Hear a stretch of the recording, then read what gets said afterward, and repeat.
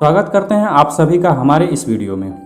आप सभी को मालूम होगा बिहार निकाय चुनाव को पटना हाईकोर्ट द्वारा रोक दिया गया और फिर बाद में बिहार राज्य चुनाव आयोग ने भी इस चुनाव को अगले आदेश तक स्थगित कर दिया, जो कि चुनाव आयोग द्वारा ही 10 अक्टूबर और 20 अक्टूबर को चुनाव की तारीख तय किया गया था। आखिर क्या वजह था कि पटना हाईकोर्ट ने इस पर रोक लगा दिया और बिहार राज्य चुनाव आयोग को भी चुनाव की तय की गई तारीख को स्थगित करना पड़ा? आइए जानते हैं इस पूरा मामला को कि आखिर चुनाव आयोग से क्या गलती हुई जो पटना हाईकोर्ट को इतना बड़ा कदम उठाना पड़ा। तो चलिए एक एक करके पूरा मामला को समझते हैं।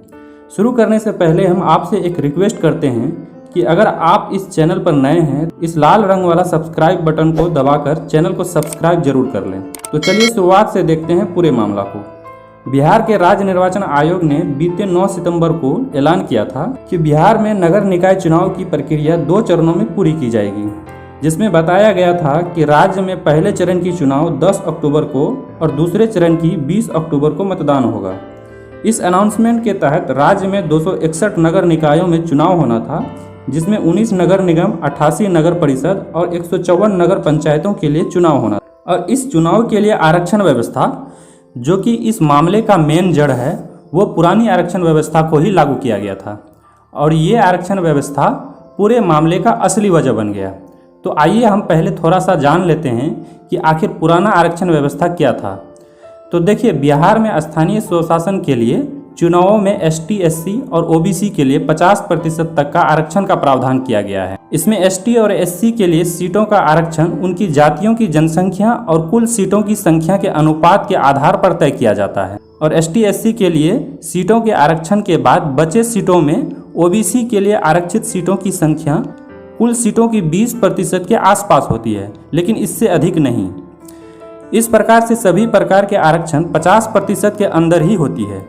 इस आरक्षण व्यवस्था का प्रावधान बिहार पंचायती राज अधिनियम 2006 में है, जो अब तक बिहार में लागू था। तो आखिर विवाद कहां से आ गया? दरअसल साल 2010 में भारत के सर्वोच्च न्यायालय ने 2006 के प्रावधानों से हटकर पिछड़ों को आरक्षण देने के लिए ट्रिपल टेस्ट करने का नियम बनाया था और इस नियम में किसी भी राज्य को कोई छूट नहीं दिया गया था, लेकिन बिहार में अब तक इसका पालन नहीं हुआ था। इसलिए बिहार सरकार के तरफ से सुप्रीम कोर्ट में सुप्रीम कोर्ट के फैसले के खिलाफ ही एक रिट याचिका दायर की गई। सुप्रीम कोर्ट ने इस मामले की सुनवाई के लिए पटना हाईकोर्ट को आदेश दिया और पटना हाईकोर्ट ने 29 सितंबर तक सुनवाई की और 4 अक्टूबर को हाईकोर्ट ने अपना फैसला सुनाया। तो अब आइए आपको बताते हैं कि पटना हाईकोर्ट ने अपने 86 पन्नों के फैसले में क्या कहा। नगर पालिका के चुनाव में OBC को गलत तरीके से आरक्षण दिया गया। सुप्रीम कोर्ट के फैसले की अनदेखी की गई, जबकि राज्य सरकार ने पहले सुप्रीम कोर्ट के फैसले को मानने की बात की थी। अति पिछड़ा वर्ग यानी EBC के लिए 20% सीटों को जनरल कर फिर से अधिसूचना जारी की। इसके बाद राज्य चुनाव आयोग ने 7-8 घंटों तक काफी विचार विमर्श किया, फिर दोनों चरणों की चुनाव को स्थगित करने का फैसला किया, जो 10 अक्टूबर और 20 अक्टूबर को होना था।